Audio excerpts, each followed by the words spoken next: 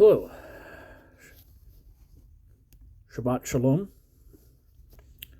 We'll be reading from the Vayyehshev portion of the Torah of it. We'll be reading Genesis 37:1 through 40:23. From Amos, 2nd chapter 6 all the way through 3:8, and Matthew 1:18 through 25. Genesis, I'll be reading out of the book of the Scriptures, version 2009. 37 is on chapter of Genesis is on page 40. And Jacob dwelt in the land of his father, sojourning in the land of Canaan. And this is the genealogy of Jacob. Joseph, being 17 years old, was feeding the flock with his brothers. And the young man was with the sons of Bilhah, the sons of Ziphlon, his father's wives, and Joseph brought an evil report of them to his father. And Israel loved Joseph more than all of his children, because he was the son of his old age, and he made him a long robe. But when his brothers saw that their father loved him more than all his brothers, they hated him, and were not able to speak peaceably to him. And Joseph dreamed a dream and told it to his brothers, so they hated him even more. And he said to them, "Please listen to this dream which I have dreamt. See, we were binding sheaves in the midst of the field, and see, my sheaf rose up and also stood up, and see, your sheaf stood all around and bowed down to my sheaf." And his brothers said to him, "Shall you indeed reign over us? Shall you indeed rule over us?" So they hated him even more for his dreams and his words. And he dreamed still another dream, and related it to his brothers, and said, "See, I have dreamed another dream, and see, the sun and the moon and the 11 stars bowed down to me." And he related to his father and his brothers, and his father rebuked him and said to him, "What is this dream you have dreamt? Shall we, your mother and I and your brothers, indeed come to bow down to the earth before you?" And his brothers envied him, but his father guarded the word. And his brothers went to feed their father's flock in Shechem. And Israel said to Joseph, "Are not your brothers feeding the flock in Shechem? Come, I send you to them." So he said to him, "Here I am." And he said to him, "Please go and see if it is well with your brothers and well with the sheep, and bring back word to me." So he sent him out to the valley of Hebron, and he went to Shechem. And a certain man found him, and he was wandering in the field. And the man asking him, saying, "What do you seek?"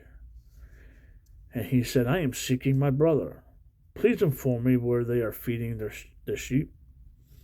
The man said, "They left them here, for I heard them say, 'Let us go towards Dwelt.'" So Joseph went after his brothers and found them in Dwelt. And they saw him from a distance, and before he came near, they plotted against him to kill him. And they said to each other, "See, this master of dreams is coming. Now then, come, let us now kill him, and throw him into some pit, and shall say, 'See, some wild beast has devoured him.' Let us then see what becomes of his dreams." But Reuben heard and rescued him from their hands, and said, "Let us not strike his being." But Reuben said to them, "Shed no blood. Throw him into this pit which is in the wilderness, and do not lay a hand on him, in order to rescue him out of their hand and bring him back to the Father." So it came to be when Joseph had come to his brothers that they stripped Joseph of his robe, the long robe which was on him, and they took him and threw him into the pit. And the pit was empty; there was no water in it. And they sat down, to eat a meal. And they lifted their eyes and looked and saw a company of Yezemites coming from Gilead with their camels, bearing spices and balm and myrrh, going to make them down to Mizpah. And Judah said to his brothers, "What will we gain if we kill our brother and conceal his blood? Come, let us sell him to the Yezemites, and let not our hand be upon him. For he is our brother, our flesh." And his brothers listened. And men, Yezemite traders, passed by. So they pulled Joseph up and lifted him up out of the pit and sold him to the Yezemites for 20 pieces of silver. And they took Joseph to Mizpah, Egypt. And Reuben returned to the pit, and see, Joseph was not in the pit. And he tore his garments. And he returned to his brothers and said, "The boy is gone, and where am I to go?" So they took Joseph's robe, slew a male goat, dipped the robe in the blood, and sent the long robe and brought it to their father, and said, "We have found this. Please look. It is the robe of your son or not?"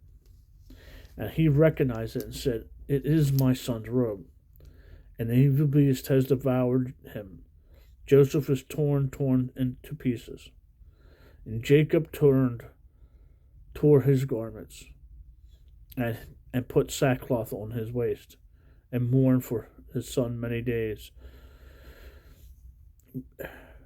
Back a couple of chapters, Jacob wrestled with Elohim, and he changed his name to Israel. We just noticed in this here, in 34 verses, he goes from Jacob to Israel, back to Jacob. Well, just kind of weird. And all his sons and all his daughters rose to comfort him, but he refused to be comforted. And he said, "Now let me go down into Sheol to my son in mourning." So his father wept for him.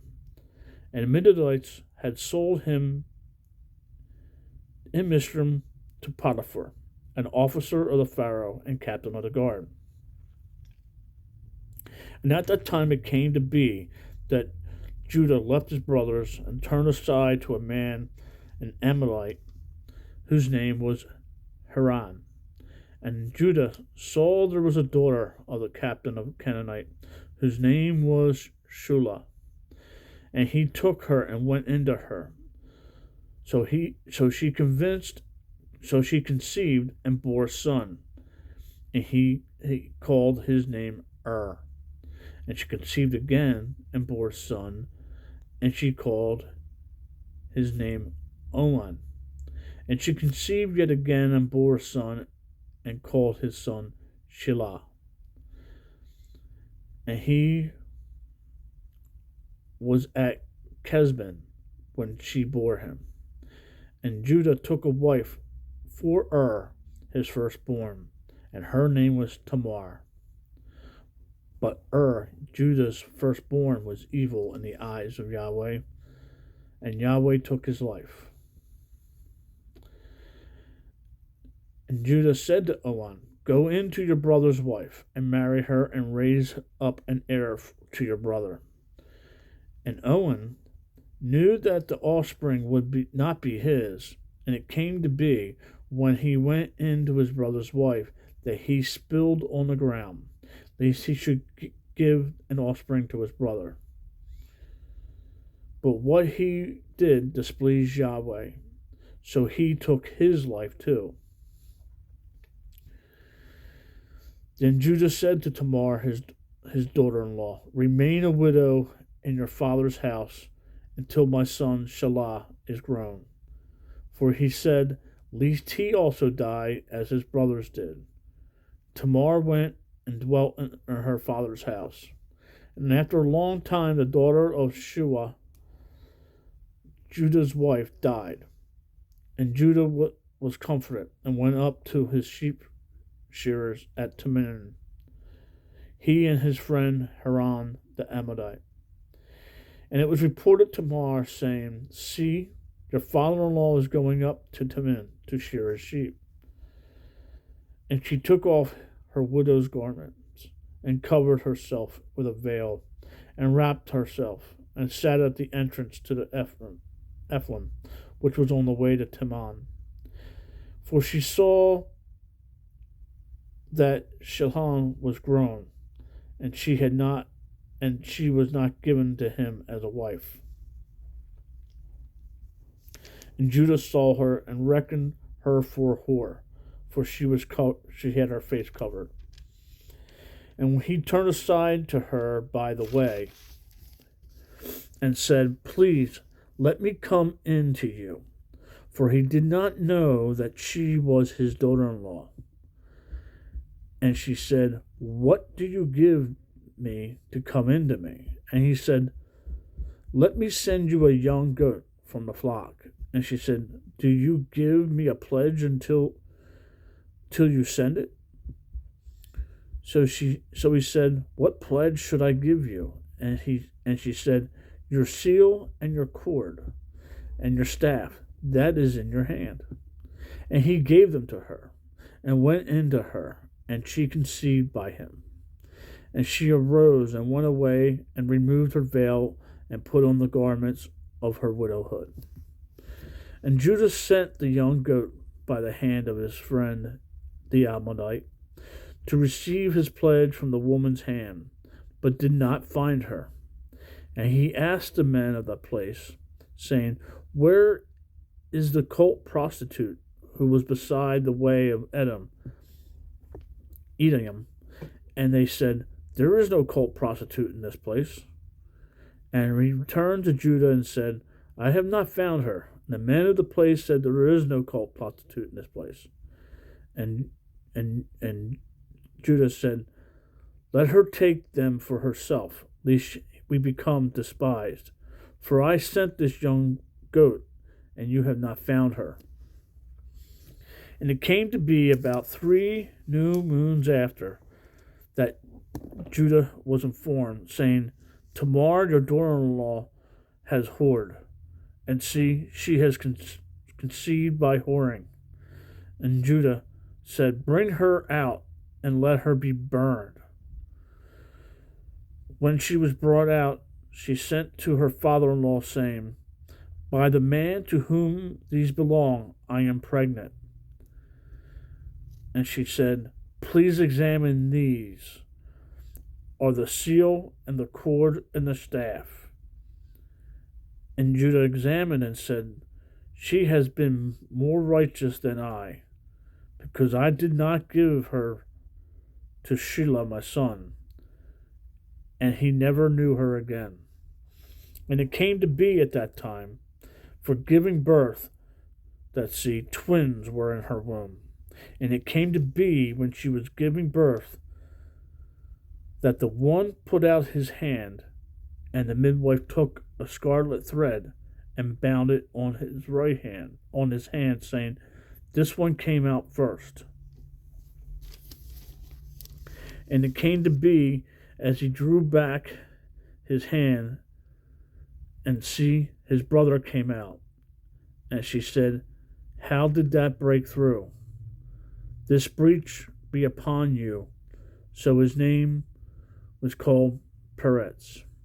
And afterwards his brother came out, who had the scarlet thread on his hand. So his name was called Zerath. 39.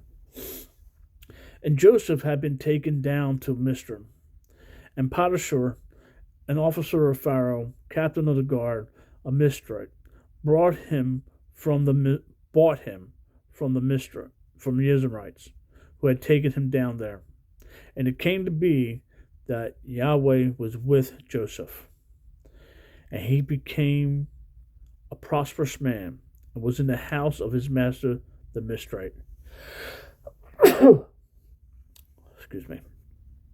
And his master saw that Yahweh was with him, and that Yahweh made all he did to prosper in his hand.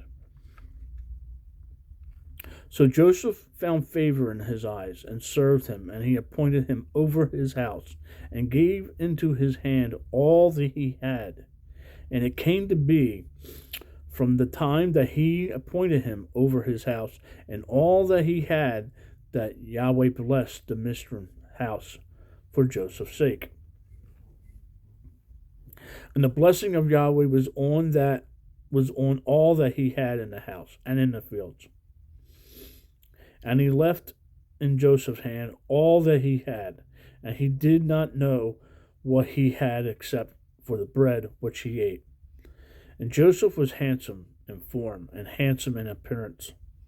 And after these events it came to be that the master's wife lifted up her eyes to Joseph and said, "Lie with me." But he refused and said to his master's wife, "Look, my master does not know what is with me in the house, and he has given into my hand all that he has. No one is greater in this house than I, and he has not withheld whatever from me, but you, because you are his wife. And how shall I do this great evil and sin against Elohim?"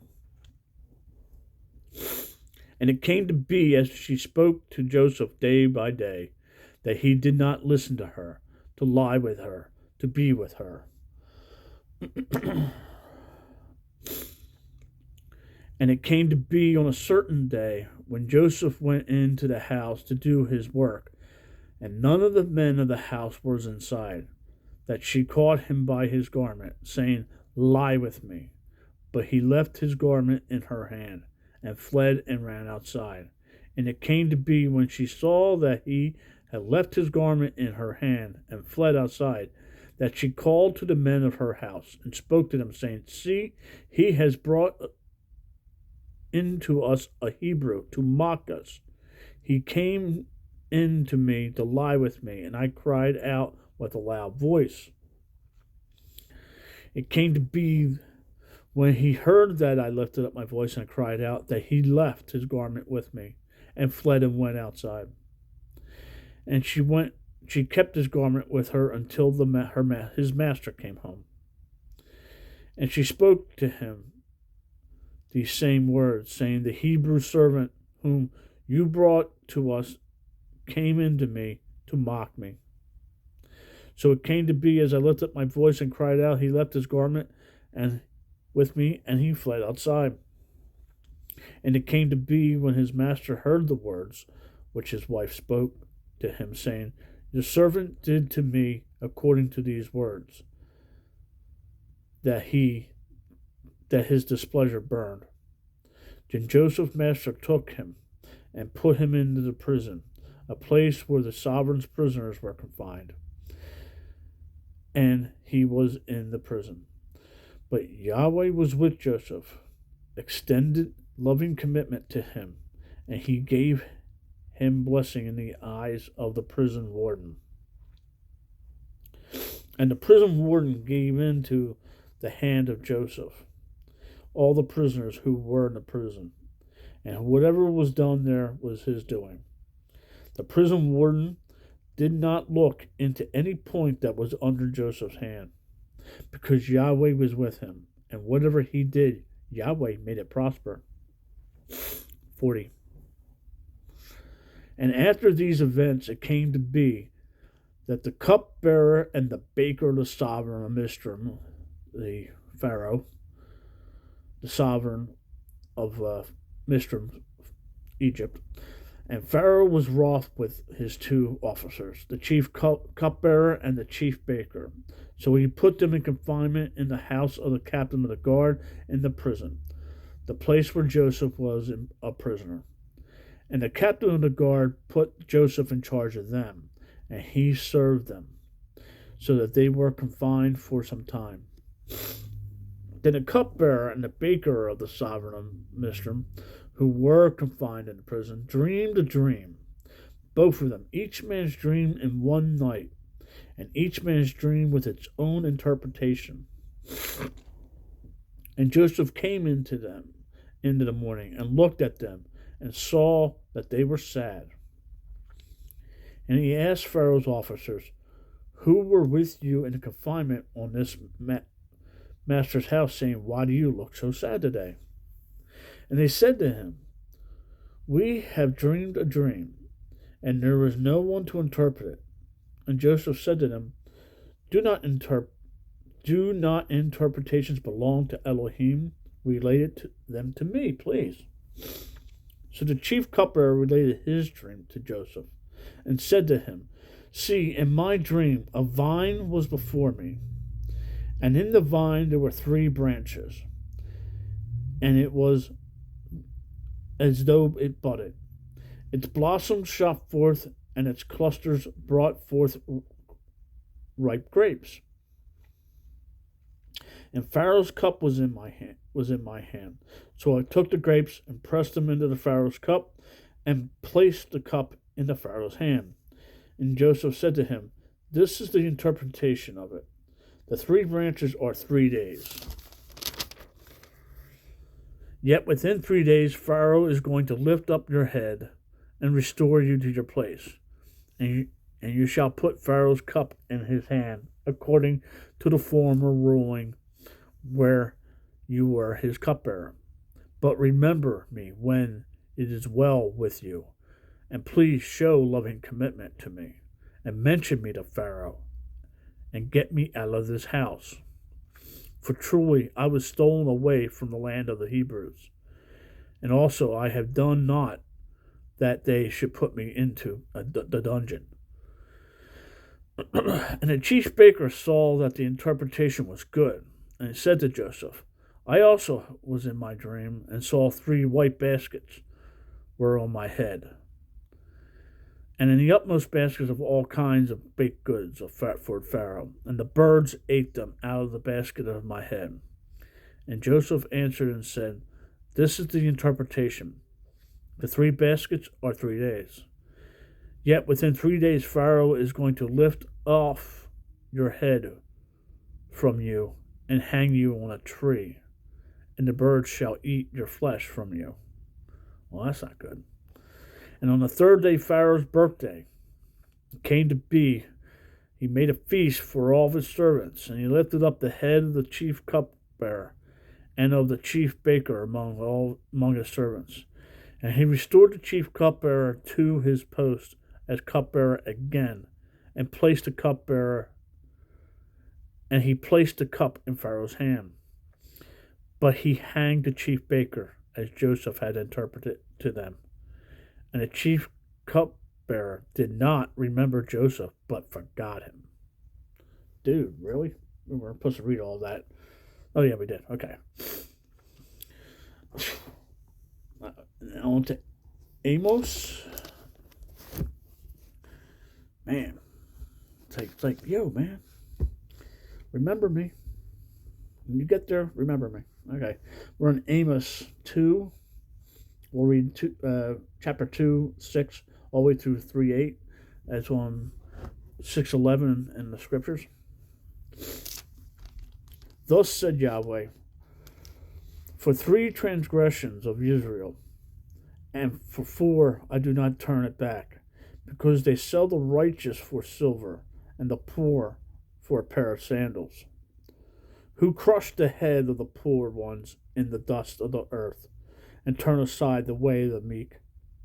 And a man and his father go into the same girl, to defile my set-apart name.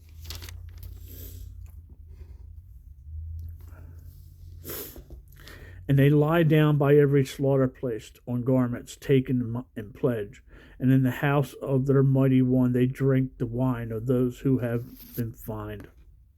Yet I destroyed the Amorite before them, whose height was like the height of the cedars, and he was as strong as the oaks. Yet I destroyed his fruit from above, and his roots from beneath. And I brought you up from the land of Mizraim, and led you 40 years through the wilderness to possess the land of the Amorite. And I raised up some of your sons as prophets, and some of your young men as Nazarenes. Not so, O you children of the Israel, declares Yahweh. But you made the Nazarites drink wine, and commanded the prophets, saying, Do not prophesy. See, I am weighed down by you, as a wagon is weighed down by when filled with sheaves. And a place to flee shall perish from the swift, and the strong not fortify his power, and the mighty not save his life, and he who handles the bow not stand, and the swift of foot not save, nor he who rides a horse save his life. And the one potent of his heart among the mighty shall flee naked in that day, declares Yahweh. Hear this word that Yahweh has spoken against you, O children of Israel, against the entire clan that I brought up from the land of Mizraim, saying, You alone I have known for all the clans of the earth. Therefore I punish you for all your crookedness. Would two walk together without having met? Does a lion roar in the forest when he has no prey? Does a young lion give forth his voice out of his den unless he has caught? Does a bird fall into a snare on the earth where there is no trap for it? Does a snare spring up from the earth if it has not captured prey? If a shofar is blown in the city, do the people not tremble? Is there a calamity in the city? If there is a calamity in the city, shall not Yahweh have done it? For the Master Yahweh does not matter unless he reveals his secret to his servants, the prophets. A lion has roared. Who is not afraid? The Master Yahweh has spoken. Who would not prophesy? Okay. And we're finishing up now in Matthew. Matthew 1, 18 to 25 on page 919 of the Scriptures. But the birth of Yeshua, Messiah, was as follows. As his mother, Miriam, was engaged to Joseph before they came together, she was found to be pregnant from the set-apart spirit. And Joseph, her husband, being righteous and not wishing to make a show of her, had in mind to put her away secretly. But while he thought about this, see, a messenger of Yahweh appeared to him in a dream, saying, Joseph, son of David, do not be afraid to take Miriam as your wife. For that which is in her was brought forth from the set-apart Spirit, the Holy Spirit. And she shall give birth to a son, and you shall call his name Yeshua, for he shall save his people from their sins. And all this came to be in order to be filled what was spoken by Yahweh through the prophet, saying, See, and Alon shall conceive, and she shall give birth to a son, and they shall call his name Emmanuel. Isaiah 7:14, which translates to mean El with us. And Joseph, awaking from his sleep,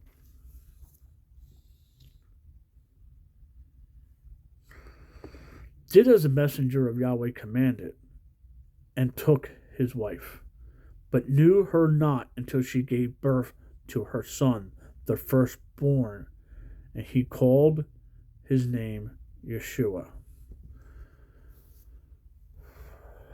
Thank you for reading it with me. Shalom. Hope you have a great Shabbat. Make it a great night, day. Read your Bible, and talk to the Father.